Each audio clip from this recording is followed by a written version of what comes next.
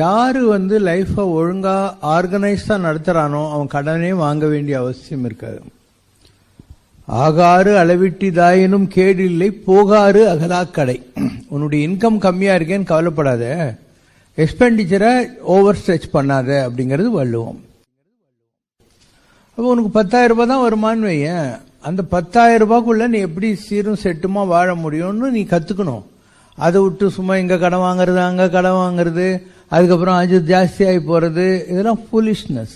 You have to know how to conduct your life. உன்னை உனக்காக மதிக்கிறவன் தான் ஃப்ரெண்டு. யாரோ நம்மள மதிக்கணுங்கிறதுக்காக இங்க கடன் வாங்கி அங்க கடன் வாங்கி ஒரு ஃபால்ஸ் லைஃப்ல லீட் பண்ணவே கூடாது. இது பிரிஸ்கிரிப்ஷன். மூணாவது, தேவையில்லாத பல விஷயங்கள்ல நீங்க போய் கடனாளி ஆயிடுவீங்க. ஒன்று இந்த கல்யாண செலவுன்றது. கல்யாண செலவு எதுக்கு பண்ணணும் எனக்கு புரியல. கோயில் இருக்கு, உனக்கு பிடிச்ச ஏதோ ஒரு கோயில் இருக்கும், போனியா கேரளாக்காரங்க மாதிரி ஒரு விளக்கேத்தினியா 2 மோதிரம் மாத்தின்னு மாலை போட்டியா தீர்ந்து போச்சு. வேணா உனக்கு ரொம்ப வேண்டியவங்களுக்கு எதனா ஒரு ரெஸ்டாரண்ட்ல போய் நீங்க என்ன சாப்பிட்றீங்களோ சாப்பிடுங்க, நான் பில்லு கொடுக்குறேன்னா தீர்ந்து போச்சு. இதுக்கு எதுக்கு 10 லட்சம் 15 லட்சம் அவன் கல்யாண மண்டபத்துக்கு 4.5 லட்சம் எதுக்கு கொடுக்குறோன்னே தெரியாம 300 பேருக்கு சமைக்கிறதுக்கு 3.5 லட்சம் எல்லாம் எள்ளும் தண்ணி மாதிரி செலவு பண்றாங்க. நான் தங்கறதுக்கும் இடம் தரேன், கல்யாணம் நடத்துறதுக்கும் இடம் தரேன். நீங்க ஏழைங்களா இருந்தா நான் துணிமணியும் கொடுக்கறேன், மாங்கல்யமும் கொடுக்கறேன். இதை விட என்னத்த ஒரு சாமியார் உங்களுக்கு சொல்லிட முடியும்? நீ கொழுத்து போய் கோயில்ல கல்யாணம் பண்ணா எங்க சொந்தக்காரங்க என்ன நினைப்பாங்க, என்ன நினைக்கிறேன், தண்ணி போட்டு சர்ஃப்ல தான் நினைக்கணும். இல்ல கொழுப்பு உங்களுக்கெல்லாம்.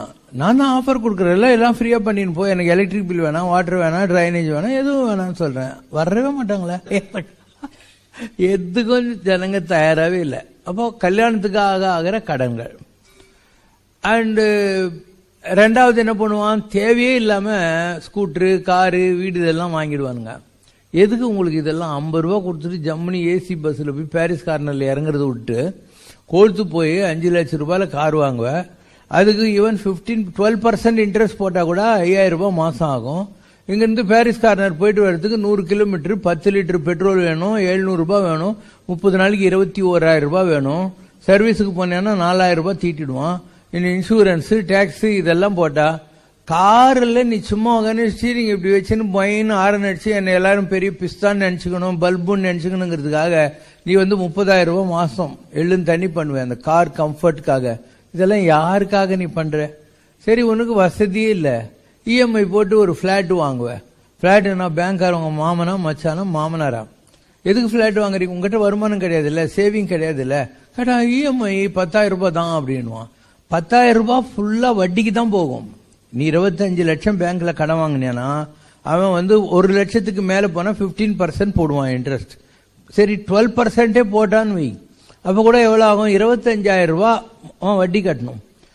ஸோ ஒரு ஃபால்ஸா அந்த 25 லட்சம் கொடுத்து நீ வாங்க போற வீட்டுக்கு 6,000 ரூபாய் தான் வாடகை இருக்கும். 6,000 ரூபாய் வாடகை கொடுத்துட்டு கடன் இல்லாம இருப்பியா? அதை விட்டு 25,000 ரூபாய் பேங்க்குக்கு வட்டி கட்டி நீ அவனை பணக்காரன் ஆக்கினே இருப்பியா? இது ரெண்டாவது தப்பு ஜனங்க பண்றது. மூணாவது, ஒரு அர்ஜென்ட்டுக்கு இருக்கட்டும் அப்படின்னு சொல்லி போய் சேட்டுக்கிட்ட இல்ல பேங்க்ல அடமானம் வைப்பாங்க கோல்டெல்லாம். ஏன் வைக்கிறீங்க? கோல்டு என்ன நாட்டில் கிடைக்கவே இல்லையா? உனக்கு பண கஷ்டம் இருக்குது இல்ல, இன்னைக்கு ரேட்டுக்கு வித்துரு, உனக்கு எப்போ பணம் கையில வருதோ திருப்பியும் போய் வேற வாங்கிக்கோ, புது டிசைன்ல வாங்கிக்கோ. இதை போய் அவங்ககிட்ட 3 வட்டி 2.5 வட்டிக்கு வச்சுட்டு வட்டி கூட கட்ட முடியாது போய் அவன் உனக்கு 1000 ரூபாய் கொடுத்தான்னா அதனுடைய விலை, கோல்டோட விலை 1500 இருக்கும். ஒரு 70%க்கு மேல கொடுக்க மாட்டானுங்க. அதுக்கு நீ 2 வட்டி 3 வட்டி கட்டிக்கினே இருப்ப, வட்டி கட்ட முடியாது. அவன் கூலா 3 நோட்டீஸ் அனுப்பிச்சுட்டு அவன் இது நான் ஆக்ஷன் விட்டேன்னு சொல்லி எடுத்துக்குவான். அதனாலதான் கூவி கூவி எல்லாரும் கோல்ட கொண்டாங்க, கோல்டு கொண்டாங்க, வாங்க அங்க வாங்க இங்க வாங்குறேன். ஏன்னா இன்னைக்கு 29,000 ரூபாய் இருக்கு ஒரு சவரன். நீ எப்படியும் மூளை இல்லாத ஆளுன்னு அவனுக்கு தெரியும். நகை கடைக்காரன் அடமானம் வைக்கிறவனுக்கு இவன் வாழ்க்கையில ஆர்கனைஸ்ட் கிடையாது. இல்லைன்னா எவனாவது நகையை அடகு வைப்பான, எதுக்கு வைக்கணும்? வித்துரு, திருப்பி வாங்கிக்கோ. இதெல்லாம் ஜனங்களுக்கு தெரியறது இல்ல. கடைசியில நகையும் போகும், நீ கட்டின வட்டியும் போயிடும். இது அடுத்த தப்பு. நாலாவது, திவாலா ஆகிற சீட்டு கம்பெனி இருக்கும், திவாலா ஆகிற ஃபண்டு கம்பெனி இருக்கும். இல்ல யாரோ ஒருத்தன் என்கிட்ட இது கொடுத்தியானாக்கா உனக்கு 6 மாசத்துல டபுளா கொடுக்கறேன், 1.5 மடங்கு கொடுக்கறேன்னுவான். நல்லா தெரிஞ்சு போய் நீ ஏமாறுவ. எவனுமே அந்த மாதிரி ஒரு கம்பெனி நடத்துறவன் விளங்கவே இல்லை இது வரைக்கும். எல்லாரும் சும்மா உங்களை ஏமாத்துறானுங்க. உங்களுக்கு பேராசை. எப்படி நீ கொடுக்குற 10,000 அவன் 6 மாசத்துல 20,000 திருப்பி கொடுப்பான், நீ எப்பயாவது யோசனை பண்ணி பார்த்ததுண்டா? அண்ட் சும்மா எல்லார்கிட்டையும் வாங்கினும் ஒரு கோடி 2 கோடி ஆனவனே அவன் தப்பிச்சுன்னு போயிடுவான். நீங்களாம் நிறைய பேர் நல்ல ஜாப்ல இருப்பீங்க. அந்த ஜாப்ல உங்களுக்கு நல்ல சம்பளம் தான் வருது. இன்னைக்கு தமிழ்நாடு கவர்மெண்ட்ல ஒரு பஸ் கண்டக்டருக்கு 40,000 ரூபாய் சம்பளம், ஒரு வாத்தியாருக்கு 80,000 சம்பளம், ஹெட் மாஸ்டருக்கு 1.2 lakh சம்பளம். இதுக்கு மேல உனக்கு என்ன செலவு? எதுக்காக அங்க சேர்றது இங்க சேர்றது, அதை பிடிக்கிறது இதை பிடிக்கிறது, உன் பணத்தை கந்து வட்டிக்கு வர்றது, அதுல ஏதோ வந்துடும் தப்பா நினைச்சுக்கிறது. ஆக்சுவலா வட்டிக்கு வர்றது தப்பு. வட்டிக்கு விட்டு எந்த குடும்பமும் நல்லா இருந்ததா சரித்திரமே கிடையாது. அவன் ஏதோ கடனுக்கு அந்த நேரம் வரான் வாங்கின்னு போறான், but you are doing injustice to that family. So இதெல்லாம் ப்ராப்ளங்க. இதுலேருந்து தப்பிக்கிறதுக்கு ஒரே வழி, தண்ட செலவு பண்ணவே கூடாது. நமக்கு என்ன இன்கம், அதில் இட்லி கூட சாப்பிட முடியலையா, கூழ் குடி, தப்பே இல்லை. 8,000 ரூபாய் வாடகை கொடுக்காத. உன் சம்பளமே 10,000, அதில் யாரோ பார்க்கணுன்றதுக்காக 6,000 ரூபாய் கம்மி இல்லாத நீ போக மாட்டேன். போறோம் 3,000 ரூபாய் வீட்டுக்கு போறோம், மீதி 7,000 ரூபாய். இன்னைக்கு ஒரு 10,000 ரூபாய் சம்பளம் ஒண்ணுமே கிடையாது இந்த நாட்டில். வீட்டு வாடகை கொடுக்கணும், அதுவும் என்ன நீ கொடுக்க போற வாடகைக்கு என்ன பெரிய பங்களாவா கிடைக்கும்? ஏதோ ஒரு ஓட்டு கொடுத்துன வீடு, காமன் டாய்லெட் இருக்கிறது தான் கிடைக்கும். அதுக்கப்புறம் 600 ரூபாய் பஸ் சார்ஜ், 4 பேர் வீட்டில் இருந்தீங்கன்னா 2,400 ரூபாய் போச்சு. ஒண்ணுமே இல்லை. சாதாரணமா சாப்பிட்டா கூட இன்னைக்கு உள்ள கேஸ் சிலிண்டர் 1000 ரூபாய், அரிசி பருப்பு இதெல்லாம் வாங்கி ஒண்ணுமே இல்லைன்னாலையும் ஒரு ஆளுக்கு 750 இருந்து 1000 ரூபாய் செலவாகும். நீ சமைச்சு சாப்பிட்டா 2,000 ரூபாய் ஆகும். நீ குக் பண்ணாதான் 1000 ரூபாயில முடிக்க முடியும். ஸோ அதுக்கேற்ற மாதிரி சாப்பிடு, அதுக்கேற்ற மாதிரி இரு. இதெல்லாம் ஜனங்களுக்கு தெரியறது இல்லை. ஏதோ ஒரு கிக்கு, ஸ்கூட்டருக்கு இஎம்ஐ வாங்குறது, அது வாங்குறது. இந்த கம்ப்யூட்டர் கம்பெனியில் ஒருத்தன் சேர்ந்த உடனே ஊர்ல இருக்கிற பேங்க் எல்லாம் கிரெடிட் கார்டு வாங்கிக்கிறியான்னு 100 போன் அடிப்பான். இவன் ஒரு கிக்கா கிரெடிட் கார்டு ஒன்று வாங்கிட்டு 4 ஃப்ரெண்டு இதில் நான் பெரிய ஆளுன்னு காட்டணுங்கிறதுக்காக ஸ்வைப் பண்ணுவார் இவர். கடைசியில் இன்னைக்கு கம்ப்யூட்டர் கம்பெனிகள் என்ன பெரிய ப்ராப்ளம்னா, வேலை நிரந்தரமே கிடையாது. அவனுக்கு ப்ராஜெக்ட் இருந்தா நீ அங்க இருப்ப, இல்லைனாக்கா பெஞ்சில் இருக்கிறதுன்னு பேர். அதுக்கு சம்பளம் கூட கொடுக்க மாட்டாங்க அடுத்த வேலை கிடைக்கிற வரைக்கும். நீ இஎம்ஐ போட்டு கார் வாங்கிட்ட, இல்லை ஸ்கூட்டர் வாங்கிட்ட, இல்லை வீடு வாங்கிட்ட, ஒரு 4 மாசம் வேலை இல்லாம இருந்தியானா பேங்க்காரன் அந்த காரையும் எடுத்துன்னு போறான், வீட்டையும் பிடிங்கன்னு போறான். நீ பண கஷ்டத்துல இருக்கிறத விட 4 பேர் எதிரில் அவமானப்பட்டு காரு வீடெல்லாம் போதேங்கிறதுல தான் நீ ரொம்ப குமிங்கி போய் செத்துருவ. அதனால தேவையில்லாத எந்த விஷயத்துக்கும் போகவே கூடாது. எள்ளுக்கு ஏத்த எள்ளுருண்ட, விரலுக்கு ஏத்த வீக்கம், அந்த மாதிரி வாழ கத்துக்கினால் ஒளி இதுக்கெல்லாம் விடையே கிடையாது. When you can afford, yes. When you cannot afford, no. No means no, அவ்வளவுதான். யாரை நீ ப்ளீஸ் பண்ண போற? இல்ல மத்தவன் உன்னை மெச்சிக்கினா உனக்கு என்ன, மெச்சிக்க காட்டி உனக்கு என்ன? யாராவது உன்னை மதிச்சாலும் ஒண்ணுதான், மீச்சாலும் ஒண்ணுதான். உன் வாழ்க்கை உனக்கு. You have to live for your self.